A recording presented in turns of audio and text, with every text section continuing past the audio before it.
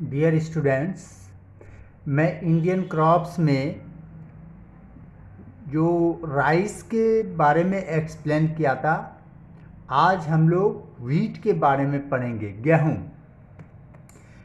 This is also staple food crop in the north and north west part of country. It is the second most important cereal crop. यह गेहूँ जो है, यह second important crops जो है, यह India का है। यहाँ के भारत के लोग चावल के बाद सबसे अधिक पसंद व्हीट को करते हैं। और यह कहाँ के northern and north western part of the country जो है, नॉर्थ और नॉर्थ वेस्टर्न पार्ट, यहाँ के लोग व्हीट खाना ज़्यादा पसंद करते हैं। दिस रबी क्रॉप, व्हीट किस प्रकार का क्रॉप है? Rabi crop. This rabi crops requires a cool growing season and bright sunshine at the time of ripening. इसके जो बोने के समय में आपको बताया था, ये नवंबर दिसंबर के समय में इसे बोया जाता है, अक्टूबर टू दिसंबर बोया जाता है। तो बोने के समय में, बुआई के समय में कूल ग्रोइंग सीजन होना चाहिए और राइपनिंग के समय में यह साइन जो ब्राइट सनशाइन होना चाहिए, यानी मार्च से जून तक इसकी कटाई होती है। It requires 50 to 75 centimeter of rainfall, annual rainfall evenly distributed over the growing season. Otherwise, suitable irrigation is required. इसके कृषि के लिए 50 सेंटीमीटर से 75 सेंटीमीटर तक एनुअली रेनफॉल होनी चाहिए। और जहाँ पर इतनी सफिशिएंट रेनफॉल नहीं होते हैं, वहाँ पर आधुनिक सिंचाई की, जैसे नहर से, पंप सेट से, इस सब की इरिगेशन की जो है, ये समुचित व्यवस्था होनी चाहिए। The two important wheat growing zone in the country are the Ganga Satluj plains in the northwest and the black soil region of the Deccan. Bharat में जो दो मुख्य भाग हैं जहाँ पर कि व्हीट की खेती होती है, वह गंगा सतलुज प्लेन्स हैं। यह काफ़ी फर्टाइल है और यहाँ पर काफ़ी गेहूँ उपजाए जाते हैं। और दूसरा कौन सा है? ब्लैक सॉइल रीजन, दक्कन का जो ब्लैक सॉइल रीजन है वहाँ पर। The major wheat producing state are Punjab, Haryana, Uttar Pradesh, Bihar, Rajasthan and part of Madhya Pradesh. इन सभी राज्यों में मेनली उपजाए जाते हैं। इसके अतिरिक्त भी कई राज्य हैं जहाँ पर आज गेहूं की खेती की जाती है। सेकंड पढ़ेंगे मिलेट्स। मिलेट्स कोर्स ग्रेन होते हैं। इसके अंतर्गत ज्वार, बाजरा और रागी आता है। तो jowar, bajra and ragi are the important millets grown in India. These are also known as coarse grain. They have very high nutritional value. और इसमें बहुत अधिक न्यूट्रिशनल वैल्यू होता है, जबकि जो हायर फैमिली है इसे खाना नहीं चाहते हैं, लेकिन लोअर परिवार के, गरीब परिवार के लोग ये सब खाते हैं। यह काफ़ी हेल्दियर होता है, इसमें काफ़ी न्यूट्रिएंट्स होते हैं। अब पहले हम पढ़ेंगे ज्वार के बारे में।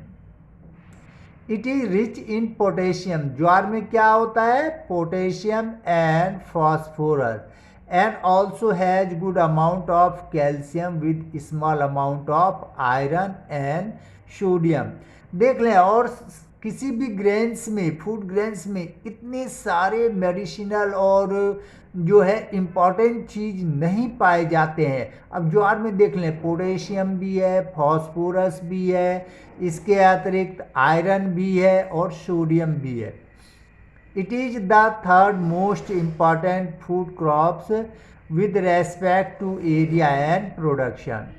It is a rain-fed crops mostly grown in the moist area which hardly needs irrigation. ऐसे जगह पर जहाँ पर कि मॉइस्चर अधिक होती है, वहाँ पर इसकी खेती की जाती है। और इसीलिए वहाँ पर इरिगेशन की आवश्यकता नहीं होती है। जैसे है Maharashtra is the largest producer of jowar, सबसे अधिक ज्वार की खेती कहाँ पर होती है? Maharashtra, followed by Karnataka, Andhra Pradesh, Madhya Pradesh. अब सेकेंड हम पढ़ेंगे इसमें बाजरा। इट कंटेन्स आयरन, इसमें भी देख लें कितने न्यूट्रिएंट्स पाए जाते हैं। Iron, phytochemicals and lower cholesterol, folate, magnesium, copper, zinc, calcium and vitamin. Bajra में देख लें कितने सारे चीज पाए जाते हैं। E and B complex as well as all 13 essential amino acids. Bajra grows well on sandy soil, bajra sandy soil में जो है उपज होता है, and shallow black soil. Rajasthan is the largest producer of bajra. क्यों होता है राजस्थान में? क्योंकि राजस्थान में अधिकतर सैंडी सॉइल है, इसलिए वहाँ पर बाजरा की उपज काफ़ी होती है। Followed bye Uttar Pradesh, Maharashtra, Gujarat and Haryana. इसके अतिरिक्त जो मुख्य रूप से और होते हैं उत्तर प्रदेश, महाराष्ट्र, गुजरात एंड हरियाणा, लेकिन सबसे ज़्यादा राजस्थान। थर्ड पढ़ेंगे रागी के बारे में। फिंगर मिलेट, इसे और क्या कहा जाता है? Finger millet. It is rich in iron, calcium, other micronutrients and roughage. Ragi grows in dry region on red, black, sandy, loamy and shallow black soil. किस सॉइल में होता है? एक बार देखें, ड्राई रीजन में होता है। आपने देख लिया बाजरा को भी और रागी को भी। अब रागी जो है यह ड्राई रीजन में होता है, और सॉइल कैसी होनी चाहिए? रेड भी, ब्लैक में भी, sandy, loamy and shallow black soil. इन सारे सॉइल में रागी की खेती होती है। Karnataka is the largest producer of ragi, ragi का सबसे बड़ा प्रोड्यूसर कर्नाटका है, followed by Tamil Nadu, Himachal Pradesh, Uttarakhand, Sikkim, Jharkhand, Arunachal Pradesh also produce ragi. And हम नेक्स्ट देखेंगे मेज, मक्का। आप लोग मक्का के बारे में जानते हैं, मक्का को खाते हैं। This crop is used both as food and fodder, food के रूप में भी इसको प्रयोग करते हैं, और फॉडर के रूप में यानी मवेशी के चारा के रूप में भी इसका प्रयोग किया जाता है। It is a kharif crop, although in Bihar it is rabi crop also. Bihar में यह खरीफ और रबी दोनों सीजन में मक्के को उगाया जाता है।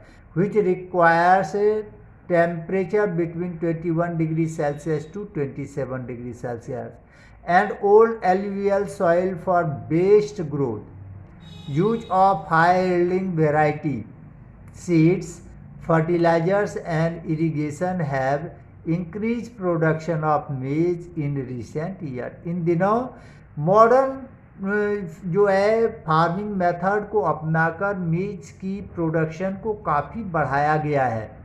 Karnataka, Madhya Pradesh, Uttar Pradesh, Andhra Pradesh and Bihar are major producer of मेज।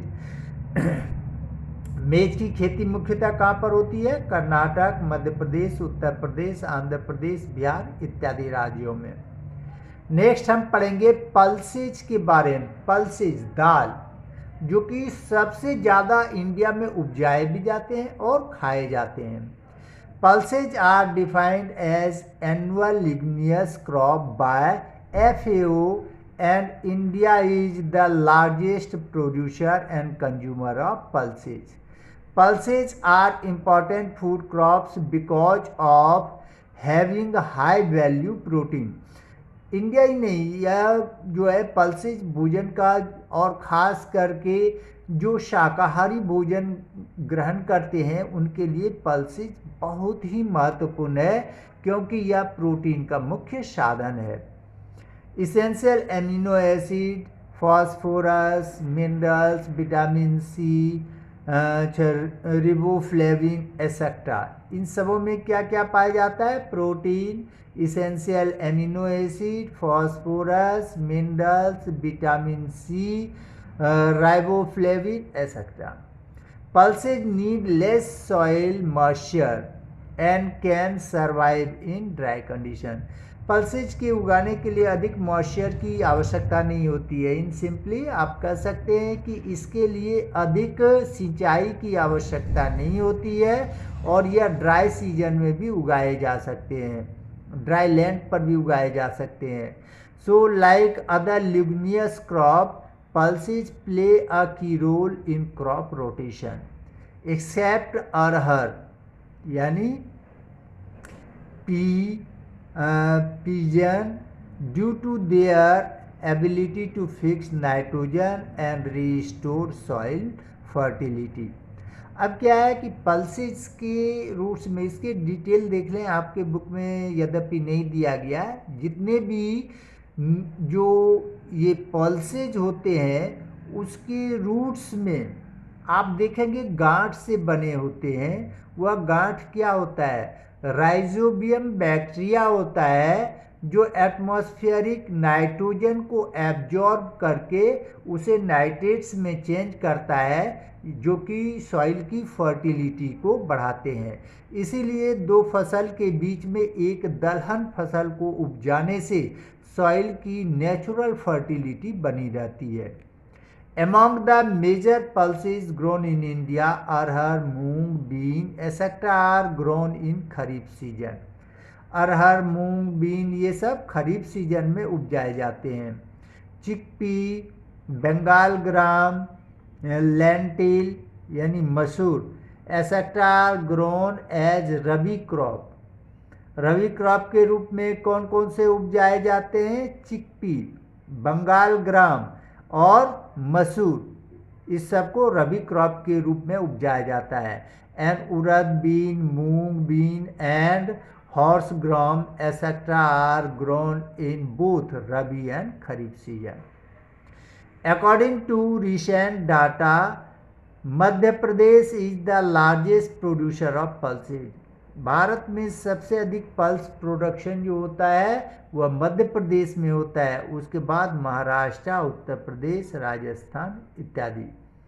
Haryana has the highest productivity followed by Madhya Pradesh.